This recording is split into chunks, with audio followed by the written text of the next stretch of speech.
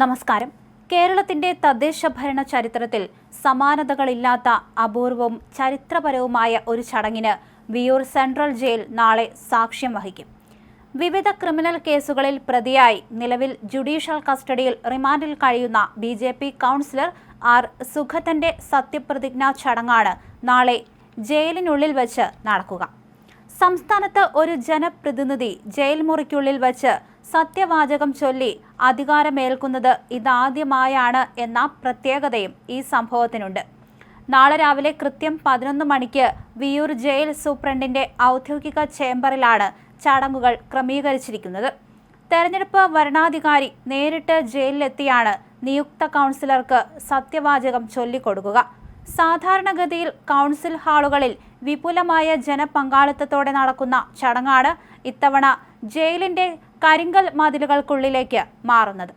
Jail ചട്ടങ്ങളും അതീവ സുരക്ഷാ മാനദണ്ഡങ്ങളും കർശനമായി പാലിച്ചുകൊണ്ട് മാത്രമായിരിക്കും ഇത്തരത്തിൽ ചടങ്ങുകൾ നടക്കുകയെന്ന് ജയിൽ അധികൃതർ വ്യക്തമാക്കുകയും ചെയ്തു. തികച്ചും ഔദ്യോഗികമായ ഈ ചടങ്ങിലേക്ക് പരിമിതമായ അളവിൽ മാധ്യമപ്രവർത്തകർക്ക് മാത്രമായിരിക്കും പ്രവേശനാനുമതി നൽകുക. കർശനമായ സുരക്ഷാ പരിശോധനകൾക്ക് ശേഷമേ മാധ്യമപ്രവർത്തകരെ പോലും സൂപ്രണ്ടിന്റെ മുറിയിലേക്ക് കടത്തിവിടുകയുള്ളൂ.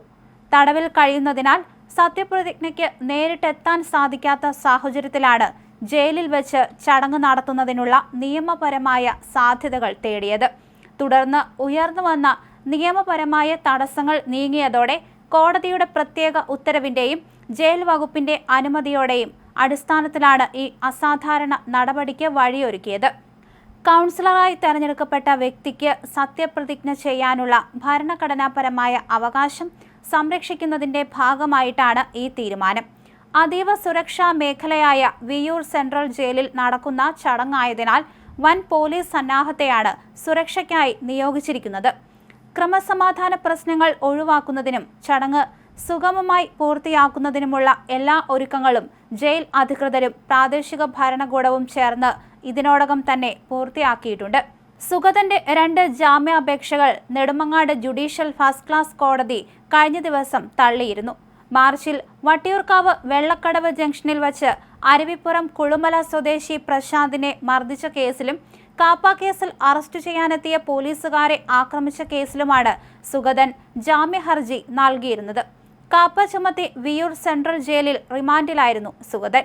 വധശ്രമ കേസുകൾ, ഭീഷണിപ്പെടുത്തൽ, വഴിതടയൽ, പോലീസിനെതിരെ കയ്യേറ്റം, വീടുകയറി വാഹനം അടിച്ചു തകർക്കൽ, ഭീകര അന്തരീക്ഷം സൃഷ്ടിക്കൽ, തട്ടിക്കൊണ്ടുപോകൽ, ഗൂഢാലോചന, ആയുധം കൊണ്ട് മാരകമായി പരിക്കേൽപ്പിക്കൽ തുടങ്ങിയ കേസുകളാണ് സുഗതനെതിരെ ഉള്ളത്.